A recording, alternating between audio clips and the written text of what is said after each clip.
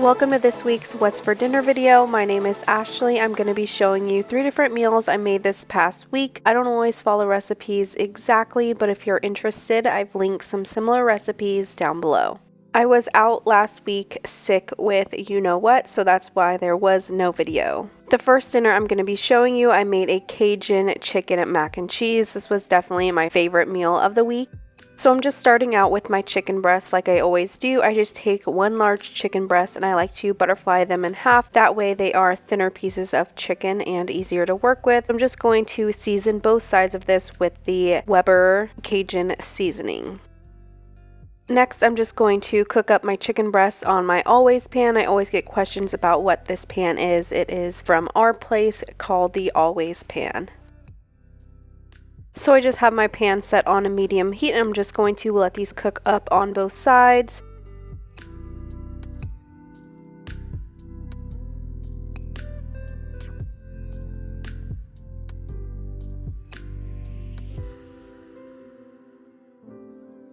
Once these were done, I just removed them to a clean cutting board to let them rest before I chop them up.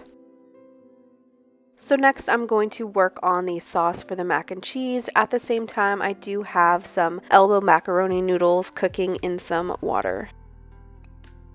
So I'm just going to let this have a stick of butter melt down and then going to add in some seasonings. I'm going to add some paprika and some Cajun seasoning.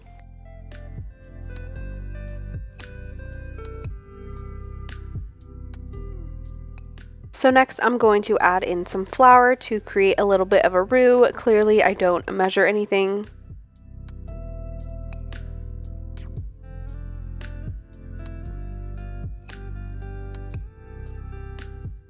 So next I'm going to add in my heavy whipping cream, and again I'm just going to eyeball this based off how much pasta that I know I'm going to have.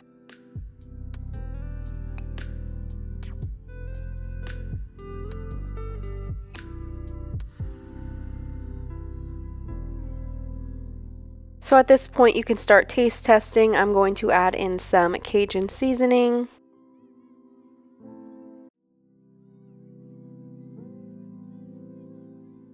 So next I'm going to add in my cheeses. I'm going to start out with my Monterey Jack cheese.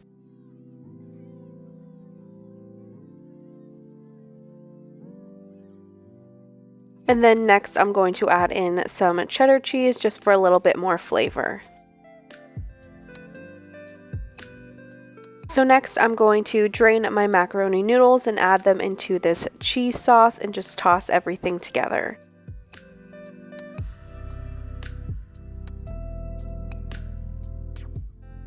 Now to help thin out the sauce, I'm just going to add in a little bit of milk.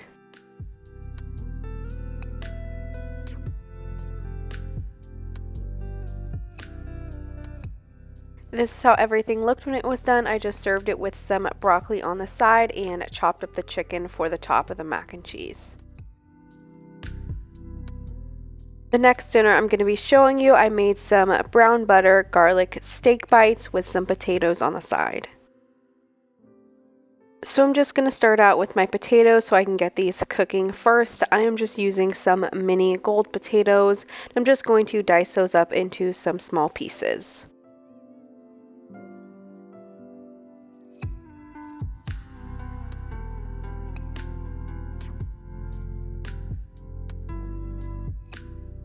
So once those were all diced up, then I just took a small baking sheet and sprayed it with a little bit of cooking spray. I have my oven set to about 375. Next, I'm just going to work on seasoning these potatoes. So I'm just going to season with a little bit of Cajun seasoning, salt and pepper,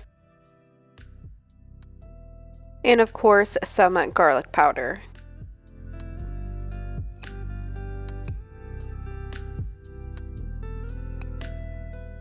So I just tossed all of these together, made sure everything's nice and coated, and then this went in the oven until they were nice and brown. So next I'm just going to work on cutting up my steak bites. So I'm just taking a piece of steak, I don't know what it's called, and I'm just going to chop those up into a little bit bigger than bite-sized pieces.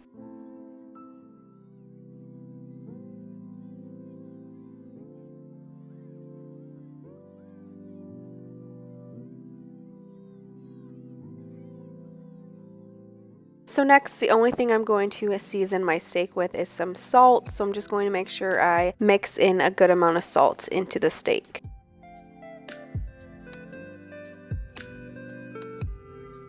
So next, I'm just going to add the steak to my hot cast iron skillet. I had some oil in it heating up, so I'm just going to throw those in and let them cook up.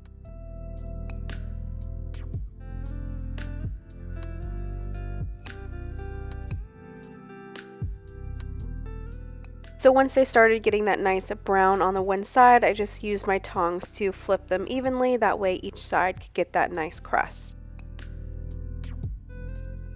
I am definitely still learning how to use a cast iron skillet.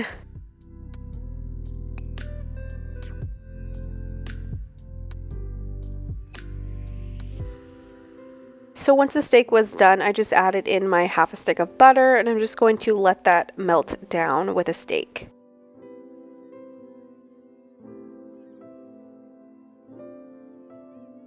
So next, I'm just going to scoop in my minced garlic. I have no shame in just using minced garlic, it's easy. So I just had the pan off now, and I let the steak sit in the butter. This is how everything looked when it was done. I just served it with some broccoli and those potatoes on the side. So the last dinner I'm going to be showing you is my take on some Fiesta lime chicken with some corn salsa and avocado. So I'm going to start out with making my Mexican rice just so I can get that out of the way. So to my pan with a little bit of oil, I'm just adding in 1 cup of white rice. So I'm just going to continue stir and mix that for a minute or so just to get the rice toasted up. Next, I'm going to add in all of my seasonings. So I'm going to add 1 teaspoon of garlic salt, 1 teaspoon of onion powder, half a teaspoon of cumin, 1 teaspoon of tomato bouillon, and 1 teaspoon of chicken bouillon.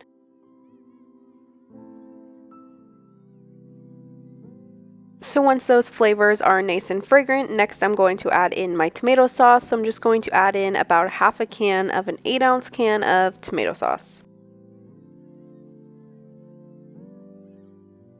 So once that's all stirred in, lastly I'm going to add in my 2 cups of water, and I added the bouillon before this, so I don't need to add anything else. So while the rice was cooking, I just went ahead and worked on my corn salsa. So first I'm going to take a couple jalapenos, or maybe just one.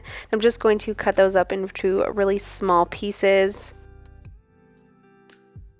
So next I'm going to do the same thing for part of a red onion. I'm just going to dice this up into really small pieces.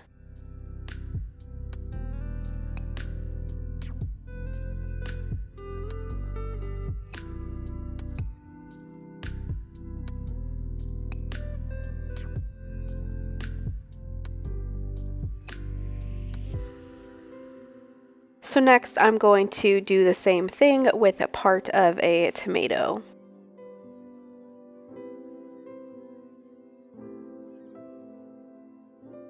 So next I just strained some corn and I'm going to add that into the corn salsa.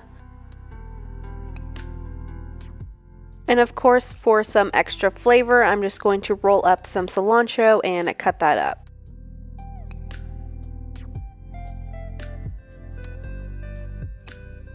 So once I have the base for my corn salsa, I'm just going to mix everything together. This smells so good. And lastly, I'm just going to squeeze some lime juice on top. Fresh lime juice is the best, and I'm going to add a little bit of salt and pepper.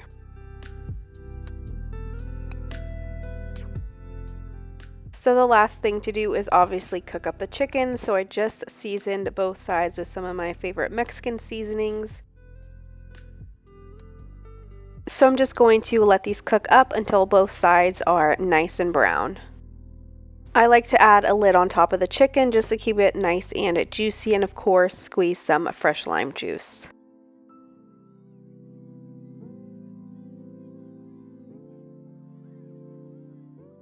So once the chicken was done, I definitely let it rest for a couple minutes, and then I served it and topped the chicken with the salsa. This is how everything looked when it was done. It was so good. Thank you so much for watching this week's What's for Dinner video. Make sure you come back next week for another one.